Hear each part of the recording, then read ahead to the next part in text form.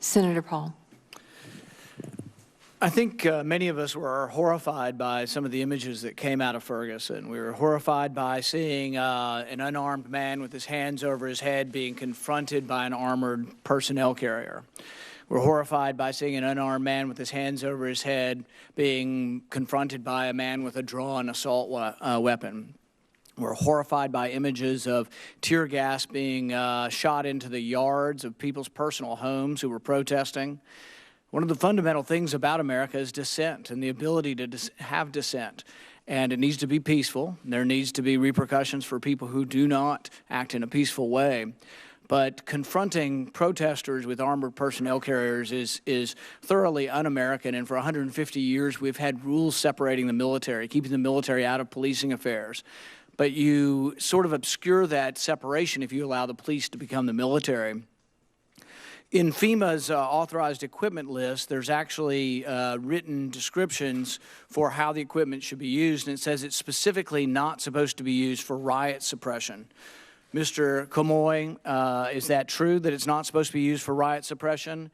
And how do you plan on policing that, since the images show us clearly large pieces of equipment that were bought with your grants being used in that riot suppression? Senator Paul, protest suppression, rather. That is accurate.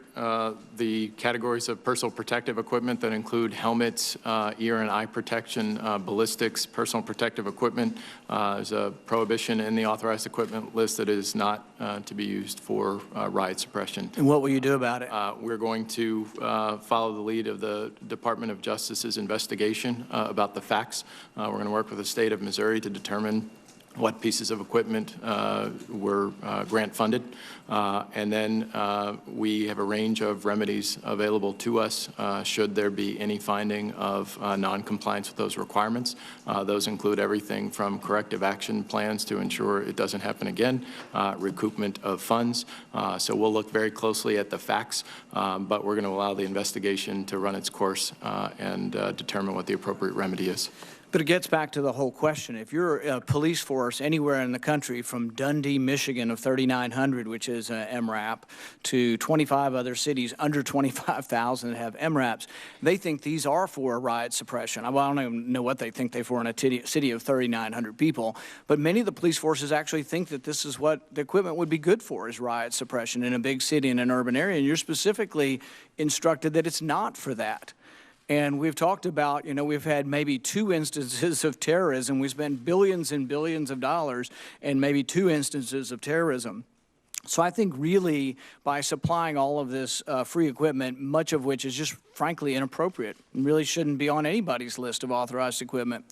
Mr. Estevez, in the NPR investigation of the 1033 program, they list that 12,000 bayonets have been given out.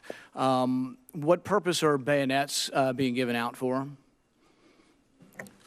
Senator, bayonets are available under the program. I can't answer what a local police force would need a bayonet I can for. give you an answer, none. Okay.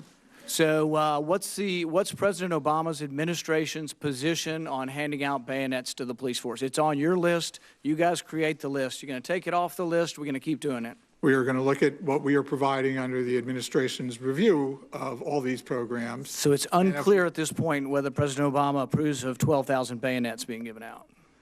I would think you can make that decision last week. I think we need to review all the equipment that we're providing, Senator. And as I said, we, the Department of Defense, do not push any of this equipment on any police force. The states decide what they need. My understanding is that you have the ability to decide what equipment is given out and what equipment is not given out. If you decided tomorrow, if President Obama decided tomorrow that mine-resistant ambush protection 20-ton vehicles are not appropriate for cities in the United States, he could decide tomorrow to take it off the list. You could decide this tomorrow. My question is, what is the administration's opinion on giving out mine-resistant ambush protection 20-ton vehicles to towns across America? Are you for it or against it? Obviously, we do it, Senator. We're going to look at that. I will also say that I can give you anecdotes for mine-resistant ambush-protected vehicles of protected police forces in shootouts. But we've already been told they're only supposed to be used for terrorism, right? Isn't that what the rule is? Our rule is for counter drug, which could have been the shootout. I'd have to look at the incident. Counter narcotics, counter terrorism. I guess the point I wish to make is that these are fairly simple problems, and common sense applied years ago, we could have fixed these. We're going to maybe fix them, although I have my doubts because I've seen rarely anything ever fixed in government. But I would say that we're now responding to a tragic circumstance, in Ferguson to do this. But I think that I find these decisions to be very easy to make. You just shouldn't be giving out mine-resistant vehicles. Bayonets, there's no excuse. I don't understand why we have to get together and have a study for months to decide bayonets are inappropriate to be giving out. I can't imagine any use for a bayonet in an urban setting. So really, it's gotten out of control, and this has largely been something that the militarization of police is something that has gotten so far out of control, and we've allowed it to descend along with not a great protection of our civil liberties as well. So we say we're going to do this. It's okay if it's for drugs. Well, look at the instances of what have happened in recent times. The instance in Georgia just a couple of months ago of an infant in a crib getting a percussion grenade thrown in through a window in a no-knock raid. Turns out the infant obviously wasn't involved in the drug trade, but neither was even the infant's family. Happened to be in the wrong place at the wrong time. No one's even been indicted on this. So really, this is crazy out of control, and giving military equipment, and with the breakdown of the whole idea of due process, of no-knock raids and not having judges issue warrants anymore, you can see how this gets out of control, and people are very, very concerned with what is going on here. And I see the response so far to be lackluster, and I hope you will do a more complete job in trying to fix this. Thank you.